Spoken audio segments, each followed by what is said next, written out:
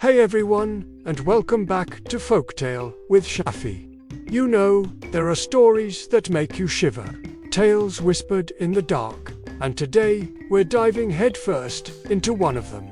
This is the very first episode of the Ugandan tribe that ate humans.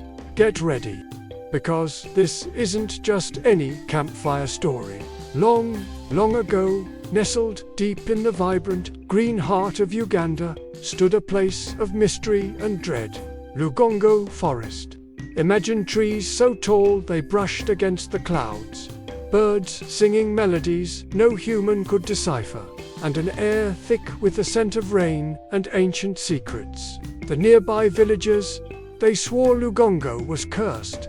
They whispered about a tribe within its depths, a tribe that, they claimed, devoured human flesh.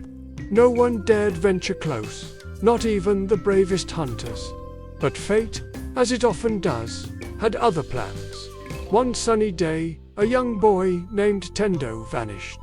He was only 12, with a smile that could outshine the morning sun. His mother's heart was broken, and his father, Okumu, made a solemn vow he would find his son, even if it meant walking into the dreaded forest of death itself. Okumu, armed with his spear, a small drum, and some dry cassava for the journey, prepared himself. As he headed towards the forest's edge, old women cried out, "Don't go! No one ever returns from Lugongo." But Okumu only glanced back once, his voice a determined whisper. A father does not leave his child to be eaten.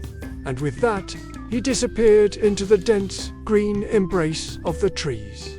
Inside, the forest was eerily quiet, too quiet. Even the birds had ceased their songs.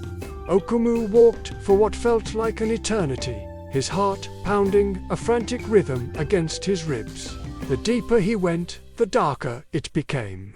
Strange, glowing eyes seemed to track him from behind the trees. He felt an unsettling presence, something distinctly not human, watching his every move. Then, a drumbeat echoed through the silence. 1, 2, 3. Then, stillness. He followed the faint sound, his instincts guiding him, until he stumbled into a clearing. What he saw made his blood run cold. Skulls hung from ropes, swaying gently in the breeze. Bones, undeniably human, littered the ground. Okumu fell to his knees, the horrific truth of the whispers crashing down on him. Suddenly, low, guttural voices broke the silence. He quickly hid behind a massive tree. Peering out, he saw them. Tall, dark men with painted faces and menacing, sharp teeth. They danced and sang around a roaring fire, and beside them, a pot so vast it could cook an entire cow. His breath hitched. Near the fire, a small, familiar shoe lay discarded. It was Tendo's. Okumu gripped his spear, fighting back tears. He whispered a desperate prayer to his ancestors. "Spirits of my fathers, give me courage." But before he could act, a chilling touch grazed his shoulder. He spun around to find a woman standing silently behind him. Her eyes glowed a fiery red. Her hair was adorned with beads, and bones encircled her neck. "I know why you are here," she said, her voice soft but unnerving. "You seek your son." Okumu froze. Who are you?" he stammered. "I am Namara, the cursed one," she replied. "I was once part of this tribe, but I refused to partake in their custom. They banished me. If they see you, you will join the dead." Okumu's legs felt like jelly, but he managed to whisper, "Please, help me." Namara looked around cautiously. "If you truly want your son, you must go to their mountain village Kisabo Hill. But be warned, stranger. The chief there is no man. He is something else." As night descended, the forest awoke with a symphony of strange sounds. Owls hooted, crickets chirped, and distant drums pulsed through the darkness. Okumu followed Namara, who moved with the silent grace of a shadow. They stopped at a small hut beside a murmuring stream. you must rest here," she instructed. "Before dawn, I will show you the path to Kisabo." Okumu sat by a small fire, still trembling. "Namara," he asked, his voice barely audible, "why do they eat people?" Her eyes welled with tears. "Long ago, our tribe faced starvation. The rains ceased for 3 years, and our crops withered. Our chief, desperate, made a pact with a dark spirit. He promised it human flesh in exchange for rain. The spirit delivered, but it never left.